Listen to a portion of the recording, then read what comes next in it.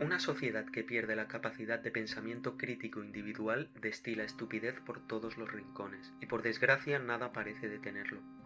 Hace muchos años que estamos viendo noticias que exponen claramente el nivel de necedad, superficialidad y manipulación psicológica al que estamos sometidos y que tanto nos afecta.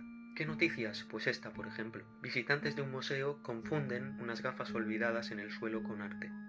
Un joven de 17 años colocó unas gafas en el suelo del Museo de Arte Moderno de San Francisco para ver la reacción de los visitantes. Según nos cuenta el joven, segundos después de que las gafas fueran puestas en el suelo, numerosas personas empezaron a acercarse a la obra de arte para observarla y tomar fotografías. Las imágenes en las que el joven muestra cómo los visitantes observan con detenimiento sus gafas se hicieron virales en internet, fueron compartidas decenas de miles de veces y cuentan con otros tantos decenas de miles de me gusta.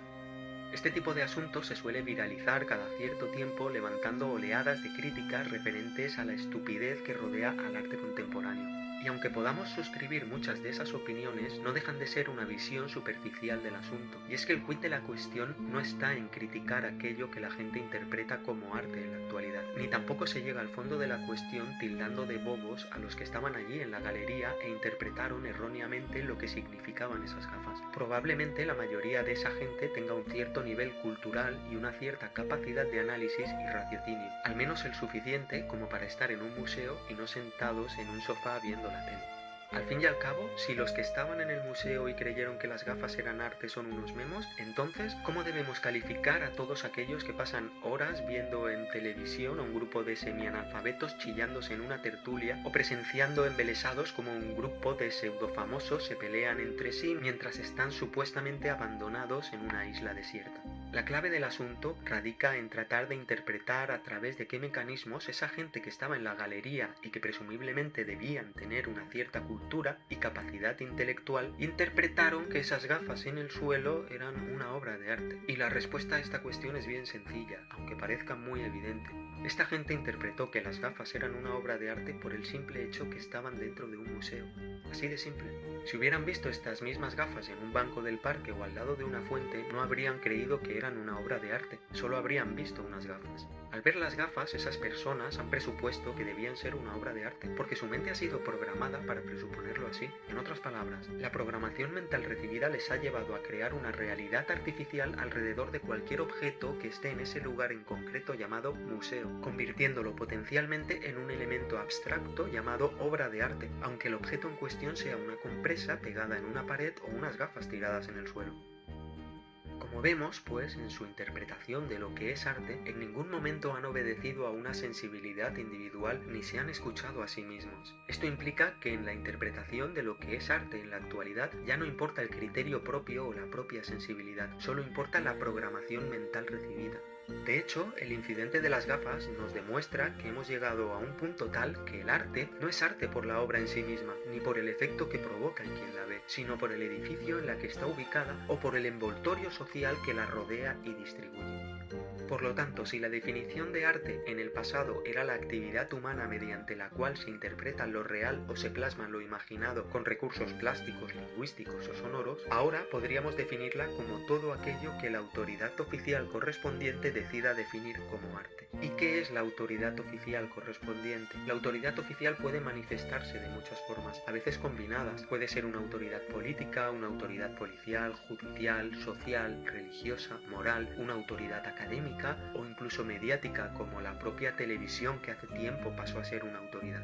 Una autoridad académica conformada por unos presuntos expertos que en este caso definen que cualquier basura que puedas encontrar dentro de ese edificio llamado Museo de Arte Contemporáneo puede llegar a ser interpretada como arte y de hecho así debe ser. Y lo peor es que esta definición ya no tiene por qué estar vinculada al escenario de un museo. Si por la razón que sea esa misma autoridad te indica en un momento determinado que un objeto o actividad cualquiera situada en un entorno no museístico también es arte, automáticamente deberás interpretar al objeto o actividad en cuestión como obra de arte o actividad artística.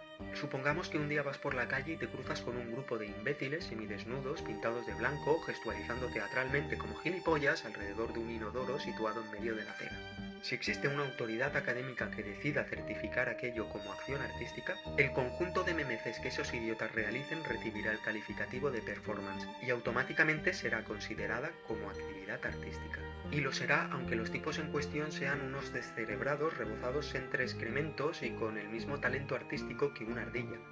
Sin embargo, si tú decides hacer algo similar en medio de la calle sin el apoyo de una autoridad académica que te respalde mediante la definición correspondiente, probablemente serás considerado un loco o un payaso. En definitiva, el suceso de las gafas en el Museo de San Francisco no es algo tan anecdótico como pueda parecer a primera vista. Nos indica que estamos en un estado concreto en nuestra evolución psicosocial. Nos señala que nuestro criterio individual ha quedado completamente subyugado a una autoridad oficial externa, que es la que define todo aquello que debemos sentir o pensar a cada momento, sin que tan solo lleguemos a poner en duda si esto tiene o no tiene sentido ni qué nos hace sentir. El arte ya no es arte porque nos conmueva, porque nos invite a la reflexión o porque nos diga algo como individuos. El arte es arte porque nos dicen que lo es y porque nos dicen dónde y cuándo se puede considerar como tal. Un montón de harapos tirados en la acera son basura y el que los ha tirado ahí es un guarro. En cambio, si los mismos harapos están tirados en la sala de un museo son arte y el que los ha puesto ahí es un artista y un reflexivo. Se nos ha negado pues toda posibilidad de definición de nuestro entorno y de nuestro mundo a nivel individual. Y si vamos más allá, veremos que este mecanismo de rendición ante la autoridad oficial es extrapolable a casi cualquiera de nuestras actividades sociales y que lleva ahí desde hace mucho tiempo.